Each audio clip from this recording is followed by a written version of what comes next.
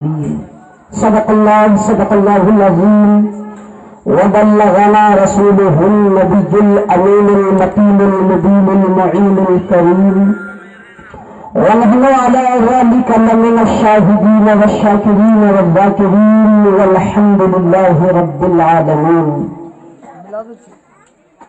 شاعر کہتا ہے کہ اسلام زمانے میں دبنے کو نہیں آیا، اسلام زمانے میں دبنے کو نہیں آیا، تاریخ سے یہ مضمون ہم تم کو دکھا دیں گے۔ اسلام زمانے میں دبنے کو نہیں آیا، تاریخ میں یہ مضمون ہم تم کو دکھا دیں گے، اور اسلام کی فطرت میں قدرت نے وہ لچک دی ہے، اسلام کی فطرت میں قدرت نے وہ لچک دی ہے، جتنا کہ دباؤ گے اتنا ہی ابھرے گا، جتنا کہ دباؤ گے اتنا ہی ابھرے گا۔ معزز سامعین کرام، ابھی میں نے جس آیت کریمہ کی تلاوت کرنے کا شرف حاصل کیا ہے، اس پر روشنی ڈالنے سے قبل آئیے ہم اور آپ مل کر اپنے نبی پاک علیہ صلاۃ و تسلیم کی بارگاہ گوہربار میں عقیدت و محبت کے ساتھ اپنی غلامی کا ثبوت دیتے ہوئے باآواز بلند درود پاک پڑھیں۔ اللہم صلی علی سیدنا شفیعنا مولانا محمد بارک وسلم، صلی علیہ الصلاۃ والسلام علیک یا رسول اللہ صلی اللہ علیہ وسلم۔ معزز سامعین، ہم اور آپ آج جس محفل میں بیٹھے ہوئے ہیں یہ ایک نکاح کی محفل ہے۔ نکاح کے موقع پر اس محفل کو سجایا گیا ہے، تو اسی تعلق سے میں نے بھی آج اپنا عنوان نکاحی پر رکھا ہے۔ نکاح حضرت آدم علی نبینا علیہ الصلاۃ والتسلیم سے شروع ہونے والی وہ عظیم عبادت ہے جو نسل انسانی کی بقا کا ذریعہ ہے اور صالحین و عابدین کی پیدائش کا بھی ذریعہ ہے۔ نکاح ہی ایک ایسا بندھن ہے اور ایسا رشتہ ہے کہ یہ نکاح دنیا میں اس وقت آیا جب کہ نہ دنیا میں ماں باپ کا وجود تھا، نہ بیٹے بیٹی کا وجود تھا۔ سب سے پہلا رشتہ دنیا میں نکاح کے ذریعے جو ہوتا ہے میاں بیوی، وہ رشتہ ہے۔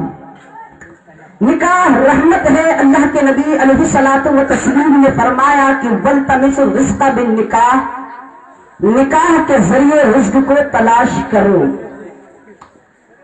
میں نے کہا کہ نکاح رحمت ہے، لیکن اگر آج ہم اپنے دور میں اپنے سماج اور معاشرے کا جائزہ لیں تو یہ بات ہمارے سامنے ظاہر ہو جائے گی کہ نکاح رحمت ہے یا ہم نے اسے زحمت بنا دیا ہے۔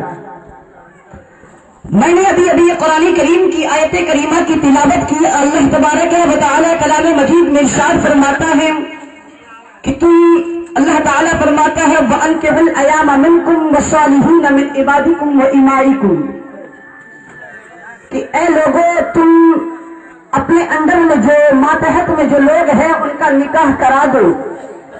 تمہارے ماتحت رہنے والے، چاہے وہ غلام ہو چاہے وہ لونڈی ہو، اور آج کے دور میں ہم اور آپ کے اندر میں رہنے والے، چاہے وہ ہماری اولاد ہو، اسے نکاح کرانے کا حکم قرآن کریم نے دیا ہے۔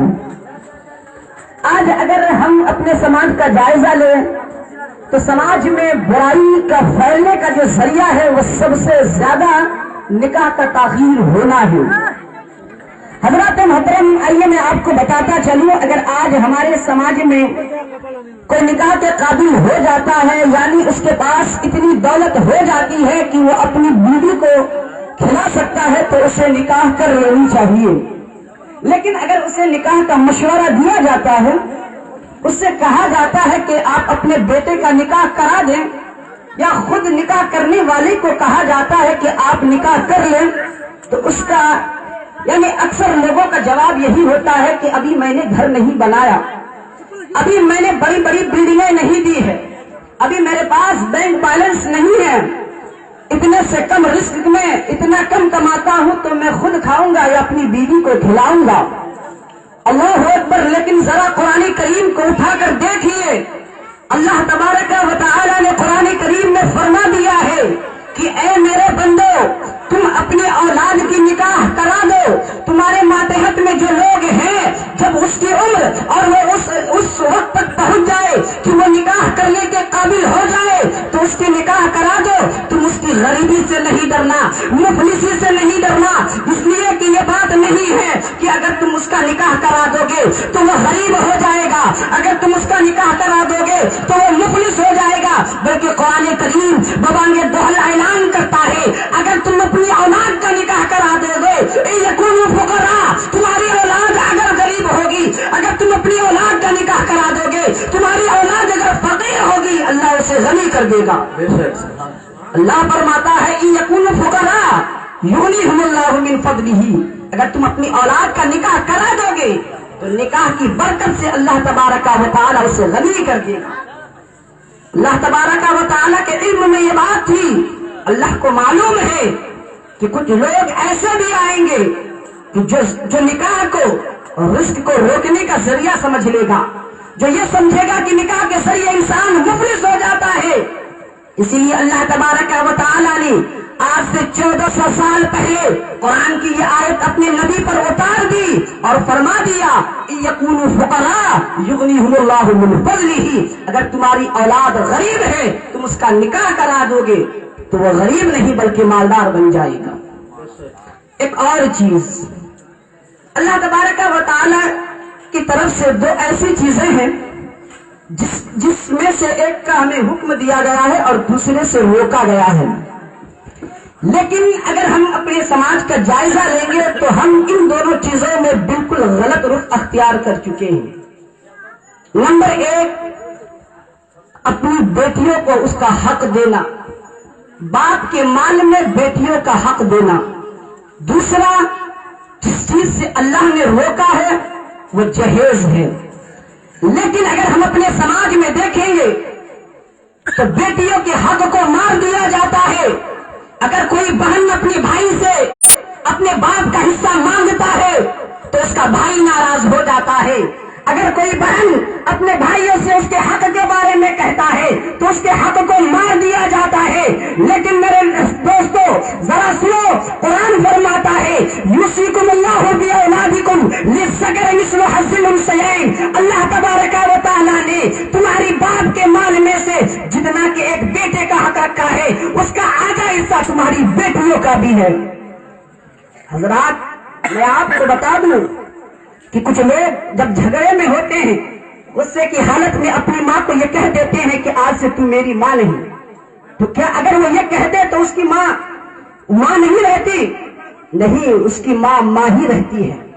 ٹھیک اسی طرح سے اگر بیٹی کو اس کی حق نہ دیا جائے, بہن کو اس کا حق نہ دیا جائے, تو ایسا نہیں ہے کہ اگر اس کی بہن کو اس کا حق آپ نہیں دیے وہ مر گئی تو اس کا حق ختم ہو گیا, بلکہ نسل در نسل چلتا رہے گا. اعلیٰ حضرت فتاوی رضویہ جلد نمبر 26 میں لکھتے ہیں کہ اللہ تبارک و تعالی نے قرآن کریم میں جو بیٹیوں کو اس کا حق دینے کا حکم دیا ہے اس کا حق نہ دینا یہ گناہ کبیرہ ہے اور اللہ تبارک و تعالی کے فرمان کا صریح مخالفت کرنا ہے.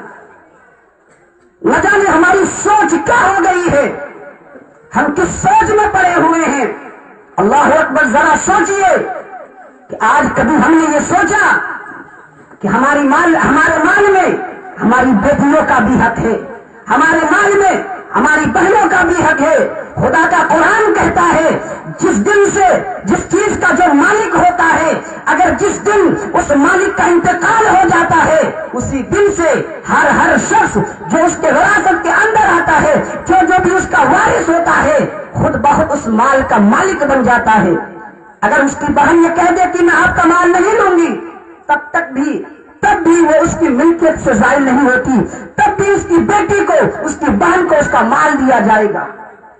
آپ کی بہن آپ کی بیٹی جب آپ کے مال کو خود قبضہ کر لے گی اور خود قبضہ کر لینے کے بعد اعلیٰ حضرت لکھتے ہیں اس کے بعد آپ کی بہن آپ کے مال کو دے گی, آپ کو ہبہ کر دے گی, یہ کہے گی کہ میں نے اپنے مال کو اپنے بھائی کو دے دیا ہے, تب آپ اس مال کے حقدار ہو سکتے ہیں. اس کے برخلاف جہیز کو دیکھ لیجئے, یہ جہیز کی لعنت نہ جانے اس वबा की तरह हमारे हम और आपके दरमियान फैल रहा है। अल्लाह अकबर। अगर हम में से किसी के घर में जहेज नहीं दिया जाता है तो हम न जाने उसके लिए कैसी कैसी बातें करते हैं कि फला अपनी बेटी को जहेज नहीं दे सका, फला अपनी बेटी को पैदा करके उसका हक नहीं दे सका। आप किस हक की बात करते हैं? कुरान करीम ने, अल्लाह के रसूल ने जिस चीज की लानत की है हम उसी चीज के पीछे पड़े हुए हैं। जबकि अल्लाह के नबी सल्लल्लाहु अलैहि वसल्लम ने फरमाया कि वल्तमिसु रिज़्क़ बिन निकाह, रिज़्क़ को निकाह के जरिए तलाश करो। जब तुम निकाह करोगे तो तुम्हारी माल में बरकत होगी। आज अगर आप अपने मुआशरे में देखिए, कहीं दूर जाने की जरूरत नहीं, बल्कि अपने खानदानों में देखिए, अपने रिश्तेदारों में देखिए, बहुत से ऐसे बाप हैं जो अपनी बेटी की शादी कराने के लिए अपनी जमीन को बेच देते हैं, अपने जो माल होता है, अपने जो जानवर होते हैं उस जानवर को भी बेच देता है। बहुत से ऐसे बाप होते हैं जो अपनी बेटी की शादी कराने के बाद सालों साल बाहर खटना पड़ता है ताकि बेटी की शादी कराने के बाद जो मकरूज हुए हैं, जो उस पर कर्ज चला है, उस कर्ज को अदा कर सके। तो मज़हब इस्लाम ने हमें इसी चीज का हुक्म दिया है। आज हम सिर्फ ये कहते हैं कि हम इस्लाम के मानने वाले हैं, आज हम ये कहते हैं कि हम इस्लाम के पैरोकार हैं, कि हमारा कोई भी अमल, हमारा कोई भी काम इस बात की गवाही देता है कि हम इस्लाम के मानने वाले हैं। यहां पर एक बात और भी बता दूं कि आज लोग इतने बेशर्म हो चुके हैं। हजरत अल्लामा मोहम्मद अहमद मिसबाही साहब लिखते हैं कि लोग इतने बेशर्म हो चुके हैं कि अपने बेटों को बेच देते हैं। बेटों को बेचने का मतलब यह है कि जब अपने बेटे का कहीं पर रिश्ता ले जाते हैं तो सबसे पहली जो डिमांड होती है, सबसे पहले जो मांग होती है वो क्या होती है? जहेज की होती है। इतनी बड़ी गाड़ी चाहिए, इतनी दौलत चाहिए, इतना रकम चाहिए, फुला फुला चीज चाहिए।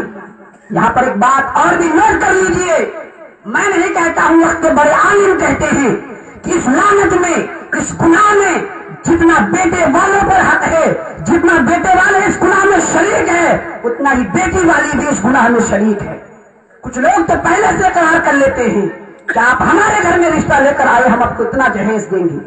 मिसबाही साहब लिखते हैं कि ऐसे सारे लोगों पर अल्लाह की लानत है जो जहेज देकर अपनी बेटी का रिश्ता बुलाते हैं।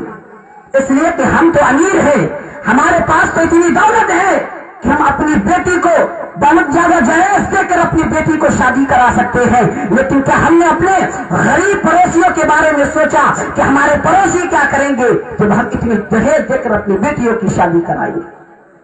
हज़रात, एक आखिरी बात यहां पर आपको बता दूं, हम और आप की तख्लीक का मकसद रब की इबादत है। और दुनिया का कोई भी काम हो, चाहे वो दुनिया का हो या आखिरत का, वो किसी न किसी मददगार, हामी व नासिर का मोहताज होता है। कोई भी काम तकमील तक उस वक्त पहुंच जाता है, पूरे तौर पर उस वक्त हो सकता है जब उस काम में उसका कोई मददगार हो, उसका कोई साथी हो। और आका की हदीस को देखिए, इसी बात की रोशनी में आका की हदीस को समाप्त करें। हुजूर सल्लल्लाहु अलैहि वसल्लम ने फरमाया कि लोग या तो हुस्न की बुनियाद पर निकाह करते हैं, या तो माल की बुनियाद पर निकाह करते हैं, या तो नस्ब की बुनियाद पर निकाह करते हैं, यानी खानदान वाले की बुनियाद पर निकाह करते हैं, या तो फिर दीनदारी की बुनियाद पर निकाह करते हैं। लेकिन ऐ मेरे उम्मतियों, ऐ मुझे मानने वालों, तुम जब भी निकाह करो तो उसकी दीनदारी की बुनियाद पर निकाह करो। क्यों? आइए कुरान से आपको बताऊं। मैंने अभी आपको बताया कि हम और आपकी तख्लीक का मकसद रब की इबादत है। और अगर हम कुरान को उठाकर देखेंगे, अल्लाह फरमाता है वमा खलक़्तुल जिन्ना वल इंसा इल्ला लियअबुदून, हमने जिन्नात और इंसान को सिर्फ और सिर्फ अपनी इबादत के लिए पैदा किया है। जब हमारी तख्लीक का मकसद रब की इबादत है, हमारे पैदा होने का मकसद रब की इबादत है, और हमें अपने मकसद को पूरा करने के लिए किसी न किसी मददगार की जरूरत है। हमें अपने मकसद को पाए तकमील तक पहुंचाने के लिए किसी न किसी मददगार की जरूरत है। इसीलिए कि हम अपनी जिंदगी में जिसके साथ पूरी जिंदगी बिताते हैं वो हमारी बीवी हुआ करती है।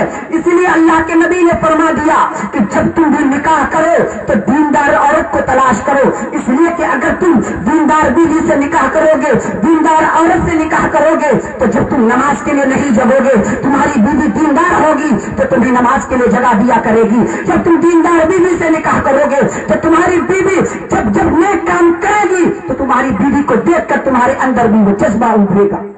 حضرات محترم، اور اللہ تبارک و تعالی نے قرآن مجید میں فرمایا کہ اے ایمان والو، جو عورتیں تمہیں پسند آئے ان عورتوں سے نکاح کرو. تو اب یہاں پر یہ نہ سوچے کہ پسند آنے کا مطلب صرف حسن و جمال میں پسند آنا ہے، اس لیے کہ ہر ایک کی چوائس، ہر ایک کی پسند الگ ہوتی ہے. تو آپ اپنی پسند کو خوبصورتی پر نہ بنائے بلکہ اپنی پسند کو دینداری پر بنائے. جب ہماری پسند دینداری ہوگی ہم اپنے پسند کو دینداری پر محمول کریں گے، جو دیندار ہوگا اسی پر محمول کریں گے تو انشاءاللہ ہماری پسند بھی دینداری نظر آئے گی.